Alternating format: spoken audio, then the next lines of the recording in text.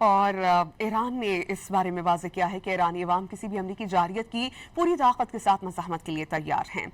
گولان کوہ میں کوئی جوہری سرگرمی جاری نہیں، صرف جارحیت، تباہی اور تخریب کاری کے لیے جواز کو گڑھا جا رہا ہے۔ ایرانی وزارت خارجہ کے ترجمان اسماعیل باقائی نے کہا کہ ایران کی پرامن جوہری تنصیبات کے خلاف امریکہ کے بار بار حملے اور دھمکیاں اقوام متحدہ کے چارٹر کی بنیادی اصولوں، بین الاقوامی قوانین اور اقوام متحدہ کی سلامتی کونسل کی قراردادوں کی کھلم کھلی خلاف ورزی ہیں۔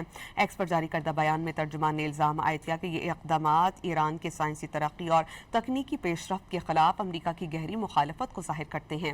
بیان میں کہا گیا کہ ایران کی جوہری سرگرمیاں IAEA کے حفاظتی معاہدوں کے تحت مکمل طور پر ظاہر کی جا چکی ہیں۔